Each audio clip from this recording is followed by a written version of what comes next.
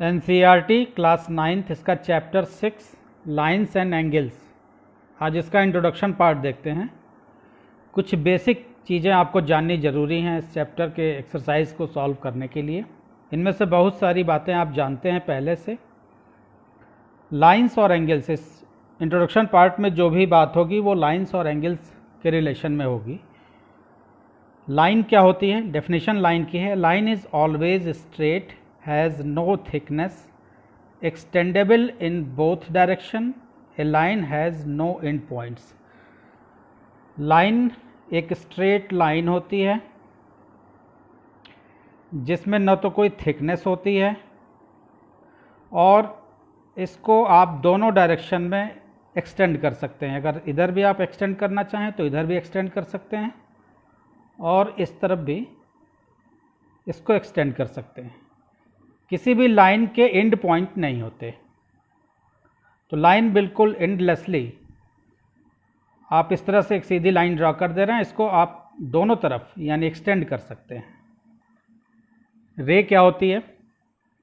When a line has one end point it is called a ray and the end point is called originating point और starting point. जब किसी line का एक and point होता है उसको हम रे कहते हैं और इस एंड पॉइंट को हम स्टार्टिंग पॉइंट या ओरिजिनेटिंग पॉइंट कहते हैं। जैसे सन रे, तो सन एक ओरिजिन का काम कर रहा है, यहाँ से जो भी रेज निकल रही हैं हर डायरेक्शन में। तो आप देखिए सन रेज में आप देखिए तो एक इसका एंड पॉइंट है, एंड पॉइंट खुद सन में है और इस सन से जो भी रेज निकल रही हैं वो हर डायरेक्शन में जा रही हैं। तो रे आपने देख लिया, आपने लाइन देख लिया कि लाइन जो है एंडलेसली दोनों तरफ एक्सटेंड की जा सकती है, लाइन में कोई थिकनेस नहीं होती, लाइन स्ट्रेट होती है।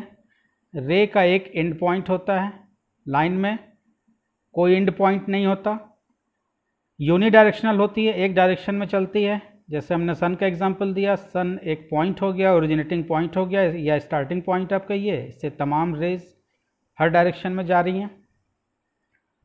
Line segment, when a line has two end points is called line segment. Line segment के दो एंड पॉइंट होते हैं।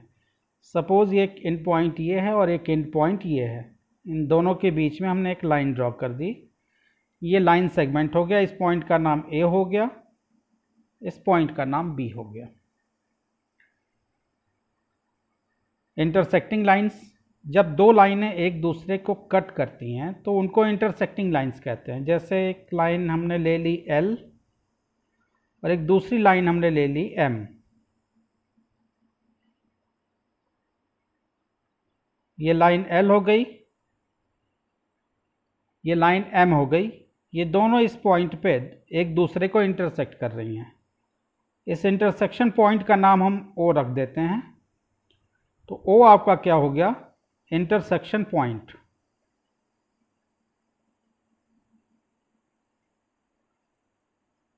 या point of intersection.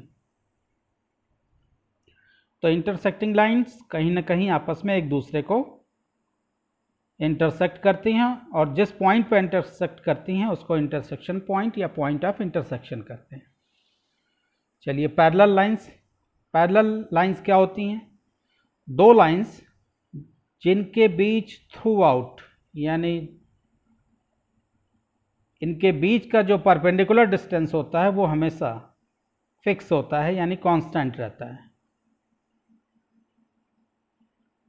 Through out इनके बीच की दूरी जो होगी वो होगी फिक्स होगी यानी कांस्टेंट होगी।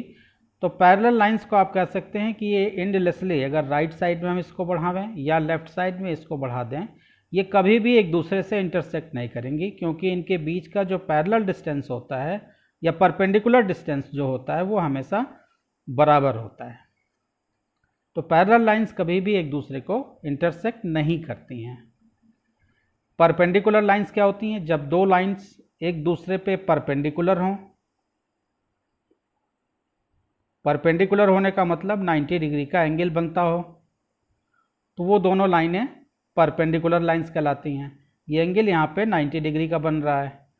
तो आप अगर इसका नाम हम एल लाइन दे दें और इस लाइन का नाम हम एम लाइन दे दें, तो एल को हम कह सकते हैं कि एम पे परपेंडिकुलर है, 90 डिग्री का एंगल बन रहा है, या हम लाइन एम को कह सकते हैं कि एल पे परपेंडिकुलर है। यानी दोनों म्यूचुअली परपेंडिकुलर, दोनों एक दूसरे पे परपेंडिकुलर हैं। शर्त यह है कि इन दोनों के बीच में जहाँ इंटरसेक्शन पॉइंट है वहाँ 90 डिग्री का एंगल बनना चाहिए। तो परपेंडिकुलर लाइंस इस तरह से एक दूसरे को कट करती हैं या इंटरसेक्ट करती हैं कि पॉइंट ऑफ इंटरसेक्शन पे 90 डिग्री का एंगल बनता है। कोलिनियर पॉइंट्स क्या होते हैं? किसी भी लाइन पे, किसी भी लाइन के ऊपर जो लाई करने वाले लाइन है, यानी लाई करने वाले जो पॉइंट हैं उनको कोलिनियर पॉइंट कहा जाता है। अगर एक लाइन हमने एल ड्रॉ की और उस पे पॉइंट पी, क्यू और आर, ये 3 पॉइंट लाई कर रहे हैं, तो ये तीनों कोलिनियर पॉइंट कहलाएंगे। यानी जितने भी जो भी पॉइंट लाइन पे लाई करेंगे वो कोलिनियर पॉइंट हैं। अब 2 3 पॉइंट हम और ले लेते हैं, जैसे आर, एस, टी, यू। ये 3 पॉइंट हैं जो कि लाइन के बाहर हैं, तो ये तीनों पॉइंट एस, टी और यू नॉन कोलिनियर पॉइंट कहलाएंगे। तो हम यहाँ पे लिख सकते हैं point P, Q, R collinear. Collinear इसलिए हैं कि उसी सेम लाइन एल पे ये सभी लाई कर रहे हैं। And point S, T, U are non collinear.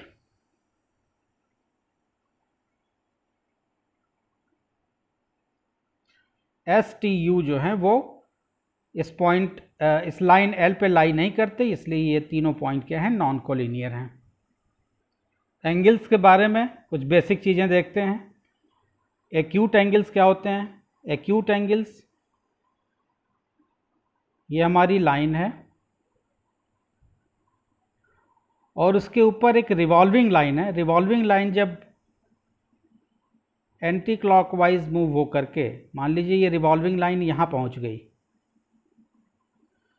तो इन दोनों आर्म के बीच में जो एंगल बनता है, अगर वो 90 डिग्री से कम का है, यानी lesser than 90 degree,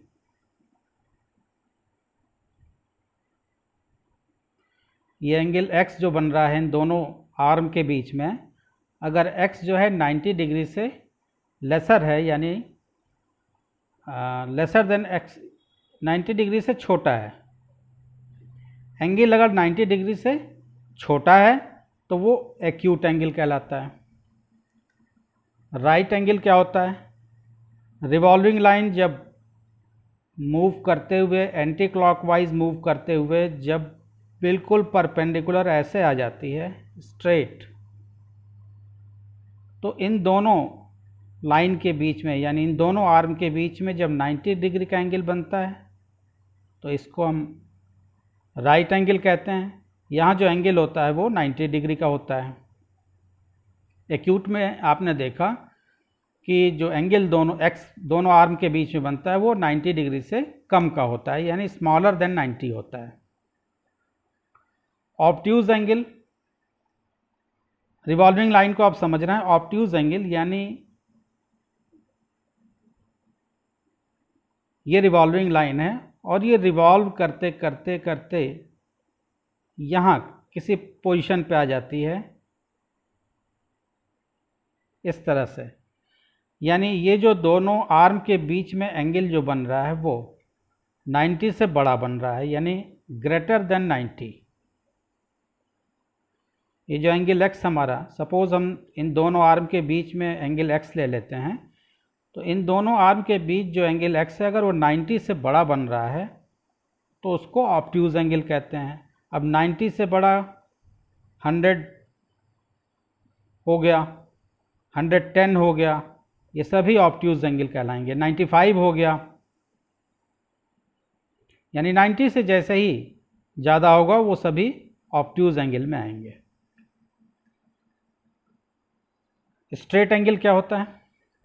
revolving line जब रिवॉल्व करते हुए बिल्कुल एंटी क्लॉकवाइज घूमते हुए इस तरह से स्ट्रेट अपोजिट साइड में लाई कर जाती है, यहाँ से ये लाइन रिवॉल्व कर रही थी, ये घूमते हुए इस तरह से एंटी क्लॉक यहाँ आ गई, यानी ये दोनों आर्म अब क्या हो गए, बिल्कुल स्ट्रेट हो गए। तो यहाँ जो जिस पॉइंट पे एंगल बन रहा है वो 180 डिग्री का होता है। तो स्ट्रेट एंगल का मतलब हुआ कि इन दोनों लाइनों के बीच में, यानी दोनों आर्म के बीच में 180 डिग्री का एंगल बन रहा है, तो वो स्ट्रेट एंगल कहलाएगा। रिफ्लेक्स एंगल को समझते हैं। रिवॉल्विंग लाइन जब घूमते घूमते एंटी क्लॉकवाइज ये घूम रही है और इस तरह से ये 180 को भी क्रॉस करके जब आगे की तरफ लाई कर जाती है इस तरह से, यानी यहाँ पे जो एंगल आउटसाइड में यहाँ जो एंगल बन रहा है वो रिफ्लेक्स एंगल कहलाता है। आपको इस एंगल को नहीं देखना है,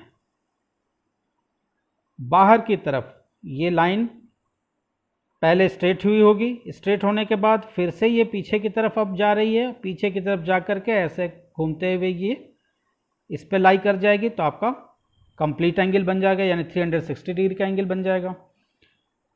तो अगर आपको रिफ्लेक्स एंगल की वैल्यू निकालनी है तो रिफ्लेक्स एंगल की वैल्यू अगर हम इस रिफ्लेक्स एंगल को x ले लें तो x इक्वल टू हो जाएगा 360 माइनस, और इसको हम y ले लेते हैं। ये इन दोनों आर्म के बीच में जो अंदर की तरफ एंगल बन रहा है वो y हो गया।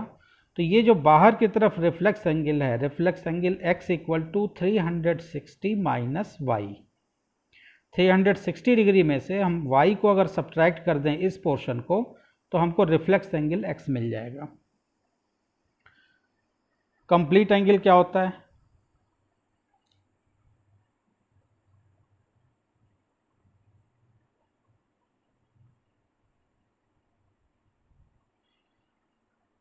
रिवॉल्विंग लाइन जब रोटेट करते हुए एंटी क्लॉक रोटेट करते हुए पूरी तरह आकर के अपनी वापस जिस पोजीशन से उसने घूमना शुरू किया था वापस इस पे आकर के सेटल हो जाए तो इसको हम कंप्लीट एंगल कहते हैं। यानी ये लाइन रिवॉल्विंग लाइन उसने पूरा एक चक्कर लगा लिया और फिर से अपनी पुरानी कंडीशन में आ गई, यानी पुरानी पोजीशन पे आ गई। तो यहाँ जो एंगल बनता है वो 360 डिग्री का बनता है। एक सर्कल जो है कंप्लीट होने में 360 डिग्री का एंगल सबटेंड होता है, इसको कहते हैं कंप्लीट एंगल। अब कुछ पेयर्स ऑफ एंगल्स देखते हैं। कॉम्प्लीमेंट्री एंगल्स, इन सब चीज़ों को समझना ज़रूरी है, पेयर ऑफ एंगल्स इंपॉर्टेंट है ये। कॉम्प्लीमेंट्री एंगल क्या होता है? यानी दो एंगल का सम, दो एंगल का सम अगर 90 डिग्री हो, ये एक एंगल हमारा A हो गया और ये एक एंगल B हो गया। अगर दो एंगल इस तरह से हैं जिनका कि सम 90 डिग्री है, यानी angle A plus angle B equal to 90, तो ये दोनों एक दूसरे के कॉम्प्लीमेंट्री कहलाते हैं। मान लीजिए एक कॉम्प्लीमेंट्री एंगल में कोई एक वैल्यू आपको दे दी जाए, ये एंगल आपको बता दिया गया कि 40 है, तो B इसका कॉम्प्लीमेंट्री है, तो यानी 90 माइनस 40 B क्या होगा, 50 होगा। 50 अगर आपको बता दिया जाए ये B आपका 50 डिग्री का है, तो A आप बताइए कितने का होगा। तो B आप कैसे निकालेंगे, 90 से आप सब्ट्रैक्ट कर लेंगे, 90 माइनस 50 B बता देंगे, यानी 50, ये अगर सपोज 50 डिग्री का हो गया तो 40 और 50 दोनों मिलकर के 90 बना रहे हैं। तो जहाँ भी दो एंगल मिलकर के 90 डिग्री कंप्लीट करते हैं वो दोनों एक दूसरे के कॉम्प्लीमेंट्री कहलाते हैं। सप्लीमेंट्री एंगल, जहाँ पे दो एंगल आपस में मिलकर के 180 डिग्री बनाते हैं। अभी आपने देखा यहाँ पे स्ट्रेट एंगल में कि रिवॉल्विंग लाइन जब पूरी तरह से घूमते हुए अपोजिट डायरेक्शन में आ जाती है तो 180 डिग्री का एंगल बनता है सेंटर पे, ओरिजिन पे, जहाँ से ये लाइन रिवॉल्व कर रही थी। तो एंगल मान लीजिए ये हमारा ए हो गया और ये एंगल हमारा बी हो गया। अगर इन दोनों का सम 180 है, यानी angle A plus angle B equal to 180, तो ये दोनों एंगल यानी ए बी का सप्लीमेंट्री है, या हम ये कह सकते हैं कि बी जो है वो एंगल ए का सप्लीमेंट्री है।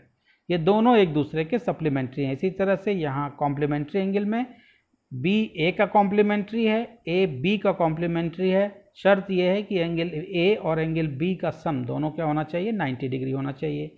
सप्लीमेंट्री में दोनों का सम 180 डिग्री होना चाहिए। एडजेसेंट एंगल क्या होते हैं?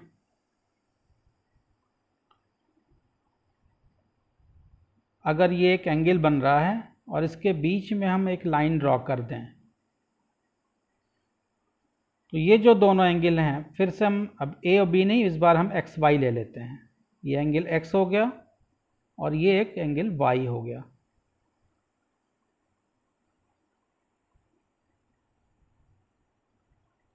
एडजेसेंट एंगल देखिए, एक्स के साथ वाई एडजेसेंट है। एडजेसेंट एंगल का मतलब होता है कि एक जो आर्म होती है वो कॉमन होती है दोनों के लिए। तो आप इस आर्म को देखिए, ये जो आर्म है एंगल एक्स में भी यूज़ हो रही है और यही आर्म जो है एंगल वाई में भी यूज़ हो रही है। तो दो आर्म के बीच में एक तीसरी जब कॉमन आर्म आ जाती है जो दोनों के लिए यूज़ हो रही है, एक्स और वाई के लिए, तो ये एंगल एडजेसेंट एंगल कहलाते हैं। अब मान लीजिए एक एंगल हम और ड्रॉ कर देते हैं z, इस डायरेक्शन में, ये हमारा z है। तो देखिए z और y एडजेसेंट हैं, क्योंकि z और y के बीच में ये अब कॉमन आर्म हो गई। z की ये आर्म है, ये दोनों आर्म मिलकर z एंगल बना रहे हैं, सॉरी y एंगल बना रहे हैं ये दोनों मिल करके, और z बना रहे हैं ये दोनों आर्म मिल करके। बीच वाली आर्म y के लिए भी काम में आ रही है और z के लिए भी काम में आ रही है। तो y और z आपस में एडजेसेंट होंगे, y z और x आपस में एडजेसेंट नहीं होंगे, क्योंकि यहाँ पे z को आप देखिए और x को देखिए, तो इनके x एंगल के और z एंगल की आर्म कोई भी ऐसी आर्म नहीं है जो कॉमन आर्म है। x की ये दोनों आर्म है, z की ये दोनों आर्म है, दोनों बिल्कुल अलग अलग हैं, इनमें कोई आपस में कॉमन नहीं है। लेकिन y और x में देखिए, तो ये जो बीच वाली आर्म है ये x के लिए भी यूज़ हो रही है, ये y के लिए भी यूज़ हो रही है। इसी तरह से y z में आपने देखा कि ये वाली जो आर्म है वो y के लिए भी यूज़ हो रही है और z के लिए भी यूज़ हो रही है। तो जहाँ पे एक आर्म दो एंगल के लिए कॉमन हो जाए, तो एक दूसरे के से बिल्कुल लगे हुए जो दोनों एंगल होते हैं वो एडजेसेंट एंगल कहलाते हैं। Linear pair of angles,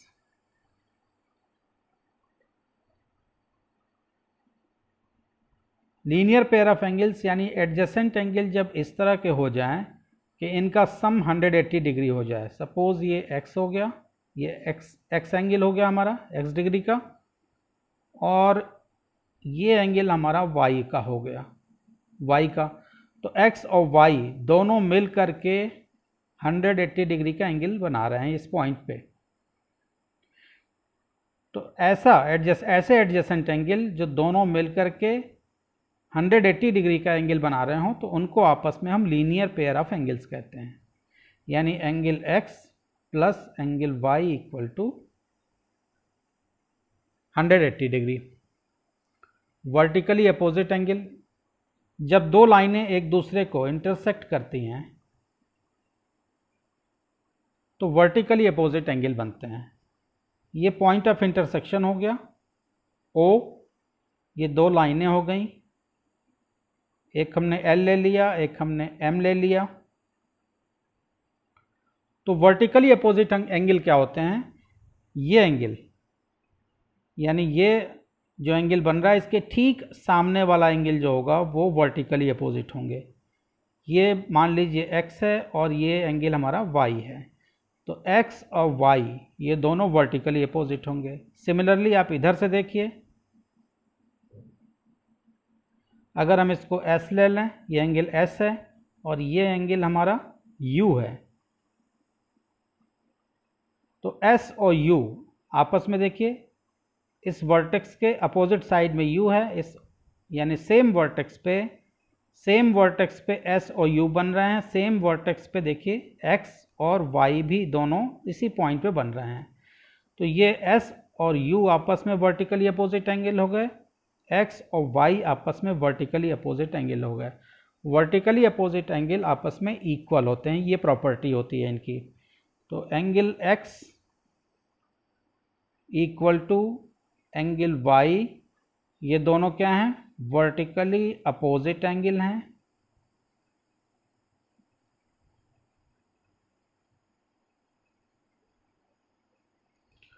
angle S और एंगल यू, एंगल एस और एंगल यू ये दोनों भी आपस में क्या है, वर्टिकली अपोजिट हैं, और वर्टिकली अपोजिट एंगल्स आपस में इक्वल होते हैं। वर्टिकली अपोजिट एंगल्स, ये इम्पॉर्टेंट पार्ट है इस इंट्रोडक्शन वीडियो का। दो पैरेलल लाइंस L और M हमने लिया है। जब दो पैरेलल लाइंस को कोई तीसरी लाइन कट करती है तो कुल 8 एंगल बनते हैं। उन 8 एंगल्स को समझना है। एक्सटीरियर एंगल क्या होते हैं, इंटीरियर एंगल क्या होते हैं, करस्पॉन्डिंग एंगल क्या होते हैं, अल्टरनेट इंटीरियर एंगल क्या होते हैं, अल्टरनेट एक्सटीरियर एंगल्स और को इंटीरियर एंगल्स। कुल 6 तरह के एंगल्स आपको आइडेंटिफाई करना है और उनकी प्रॉपर्टी को समझना है। तो ये लाइन L और M ये दोनों पैरेलल हो गई, और एक तीसरी लाइन जो इन दोनों पैरेलल लाइन को कट कर रही है, इस लाइन का नाम है ट्रांसवर्सल।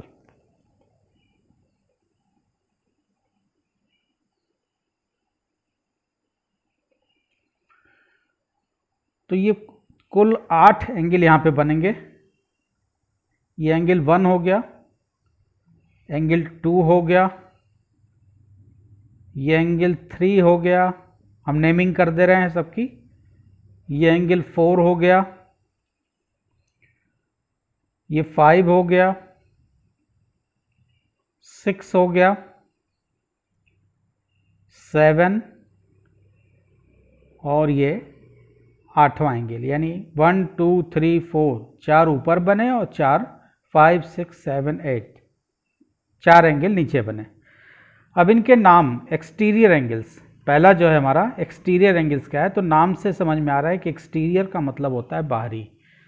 तो एक्सटीरियर देखिए जो बाहर की तरफ है, यानी 1 बाहर की तरफ है, 2 बाहर की तरफ है, 7 बाहर की तरफ है और एंगल 8 बाहर की तरफ है, यानी 1 2 7 8 ये सभी 4 एंगल जो हैं वो एक्सटीरियर एंगल हो गए। तो एंगल 1 एक्सटीरियर एंगल में हम लिखेंगे एंगल 1, एंगल 2, एंगल 7 और एंगल 8। ये 4 एग्जाम्पल या 4 जो एक्सटीरियर एंगल हैं उसके एग्जाम्पल हो गए।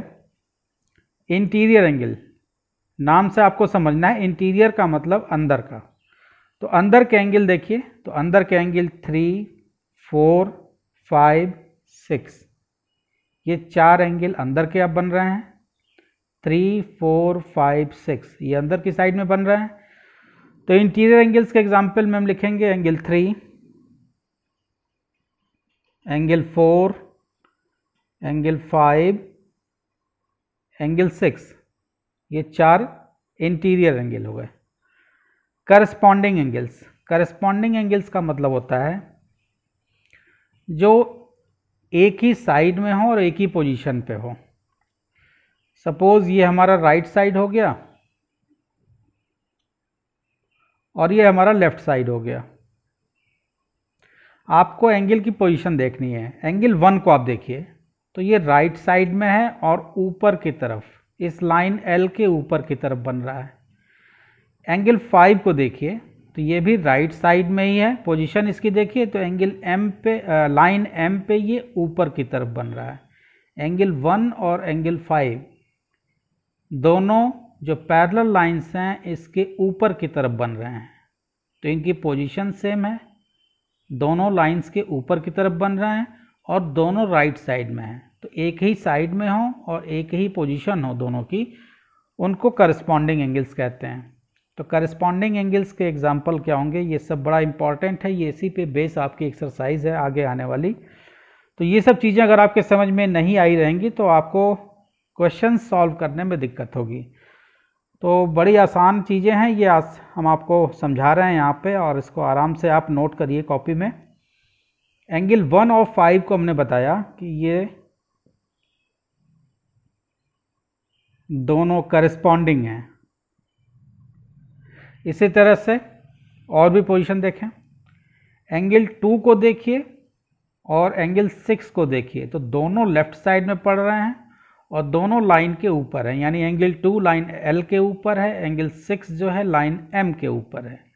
तो पोजीशन भी दोनों की सेम और दोनों लेफ्ट साइड में है, तो एंगल 2 और 6 ये करस्पॉन्डिंग एंगल होंगे। एंगल 2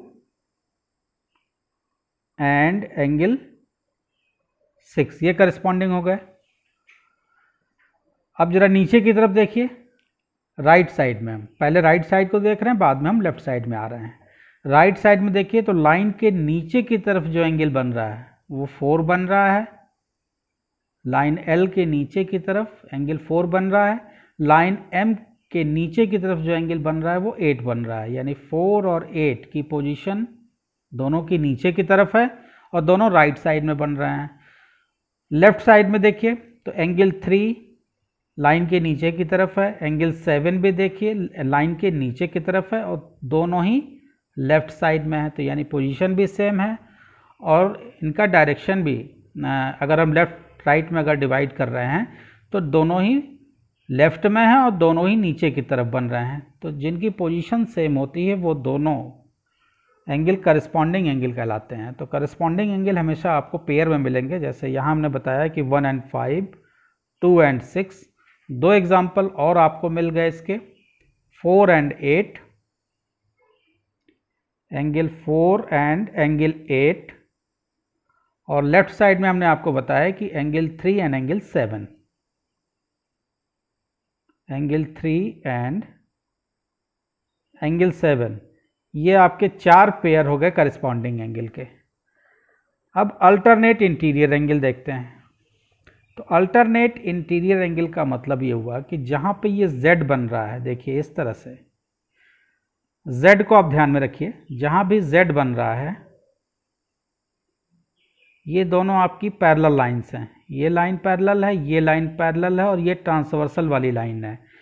तो Z जहाँ पे बन रहा है तो ये एंगल और ये एंगल, अब इस चीज़ को आप समझ गए, जहाँ Z बन रहा है तो दोनों जो अंदर के कॉर्नर वाले हैं वो दोनों अल्टरनेट इंटीरियर एंगल्स हैं। यहाँ पे आइए तो जहाँ Z बन रहा है, अब इसको लेकर के देखिए तो 3 कॉर्नर में और इसका जो अल्टरनेट इंटीरियर एंगल होगा वो 5 होगा।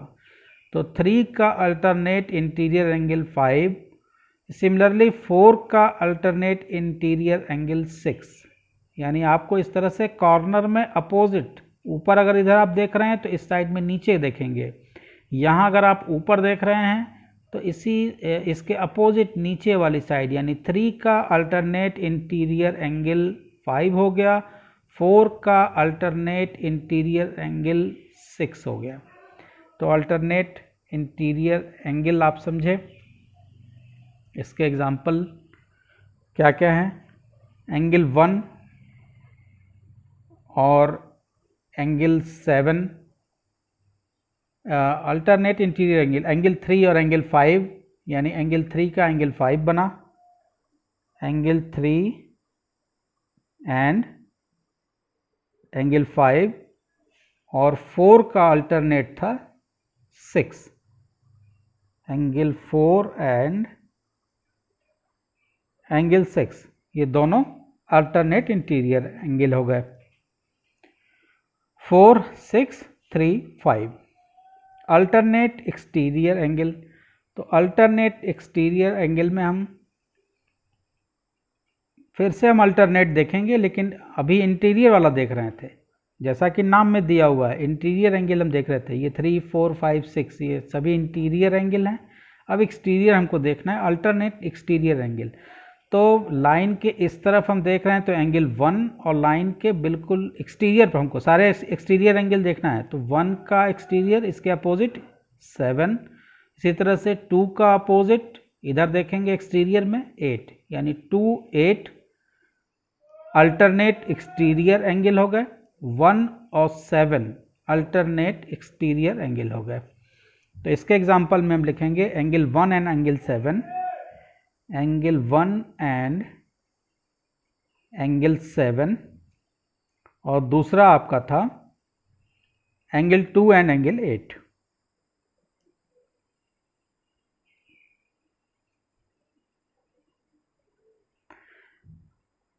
जो अल्टरनेट एक्सटीरियर एंगल होते हैं वो आपस में इक्वल होते हैं।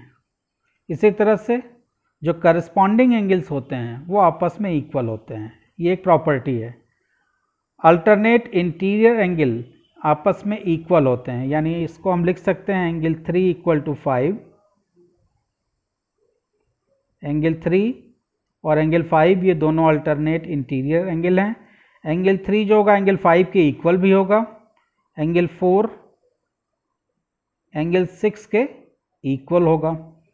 करस्पॉन्डिंग एंगल्स आपस में इक्वल होते हैं, यानी 1 एंड 5 ये दोनों आपस में इक्वल होंगे, 2 एंड 6 ये दोनों आपस में इक्वल होंगे, 4 एंड 8 ये दोनों आपस में इक्वल होंगे, 3 और 7 ये दोनों आपस में इक्वल होंगे। अल्टरनेट एक्सटीरियर एंगल भी आपस में इक्वल होते हैं, यानी एंगल 1 = एंगल 7, एंगल 1 जो होगा वो एंगल 7 के बराबर होगा, और एंगल 2 जो है वो एंगल 8 के बराबर होगा।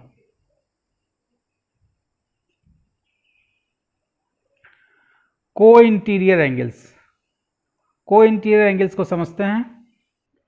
को इंटीरियर एंगल्स उनको कहते हैं जो interior angles on the same side of transversal, यानी ट्रांसवर्सल के सेम साइड में जो इंटीरियर एंगल्स होते हैं उनको को इंटीरियर एंगल कहते हैं। जैसे ये ट्रांसवर्सल है और ट्रांसवर्सल के सेम साइड में अगर आप लेफ्ट में देख रहे हैं तो 3 और 6 ये दोनों इंटीरियर एंगल हैं। इसी तरह से अगर हम राइट साइड में देखें ट्रांसवर्सल के तो 4 और 5 ये दोनों इंटीरियर एंगल हैं। 4 और 5 को इंटीरियर एंगल, 3 और 6 ये दोनों को इंटीरियर एंगल्स हो गए। तो हम इसको लिख लेंगे angle 4 and angle 5। Right side में आप देख रहे हैं angle 4 and angle 5, angle 3 and angle 6, angle 3 and angle 6। इनकी एक प्रॉपर्टी होती है को इंटीरियर एंगल्स की। को इंटीरियर एंगल्स का सम 180 डिग्री होता है, यानी angle 4 plus angle 5, angle 4 plus angle 5 = 180 degree, यानी इन दोनों का सम हमेशा 180 डिग्री होगा। इसी तरह से एंगल 3 प्लस एंगल 6 इनका भी सम दोनों का 180 डिग्री होगा। तो आपने को इंटीरियर एंगल्स का देखा, इनकी प्रॉपर्टी समझी। Alternate interior angles, alternate exterior angles, corresponding angles, interior angles, exterior angles, line, रे। आपने इन सारी चीज़ों के बारे में parallel lines, perpendicular lines, collinear points, line segment क्या होता है, इन सारी चीज़ों पे आपने डिटेल समझा। तो होप आपके समझ में ये इंट्रोडक्शन वीडियो अच्छे से समझ में आया होगा। अगर वीडियो अच्छा लगा है तो चैनल को सब्सक्राइब कीजिए, अपने फ्रेंड्स के साथ शेयर कीजिए। आपको कहीं भी डाउट होता है तो आप कमेंट सेक्शन में पूछ सकते हैं या मेरी ईमेल आईडी पे पूछ सकते हैं। इसके बाद नेक्स्ट वीडियो में हम लोग एक्सरसाइज 6.1 के क्वेश्चन करेंगे। Thank you.